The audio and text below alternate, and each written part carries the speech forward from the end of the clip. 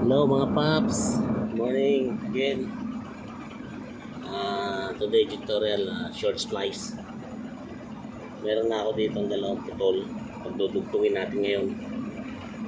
Pagkakasaway lang natin to. Alternate.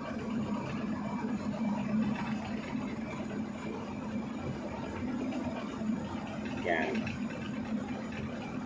Saka ngayon, hawakan mo itong isa. I-splice ngayon natin to. Ganun din, para ka nag-backsplice ng splice. Tsaka, lahat ng splice halos ganito naman eh. Pagka 3 strand. Yan lang.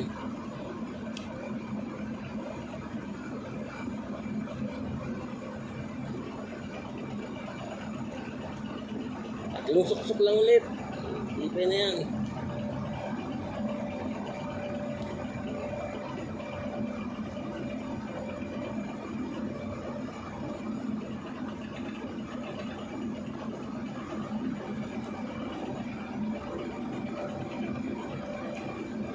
Mga dati ko nang ginawa to sa mga luma kong video. Eh, medyo malayo na. Kaya turo ko na lang ulit sa inyo.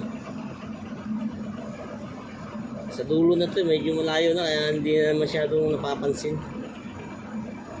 Kaya ulitin ko. Yung maganda rin kasi ito matutunan.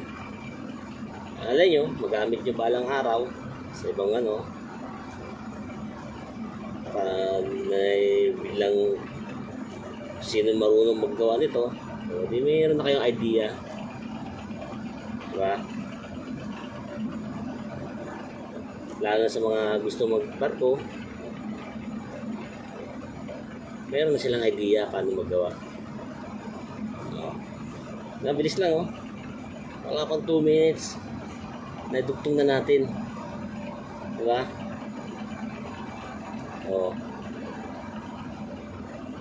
Na mga paps, maraming salamat. Sana mag-share and like po kayo. Comment na rin para makatulong naman sa iba na gustong matuto, diba? I-share na lang.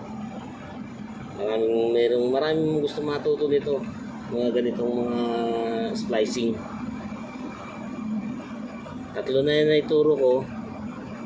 Back splice, ay 4 na pala. Man rope, back splice, eye splice, saka short splice. Short splice tawag dito mga logs.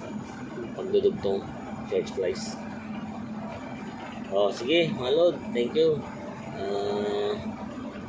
Have a nice good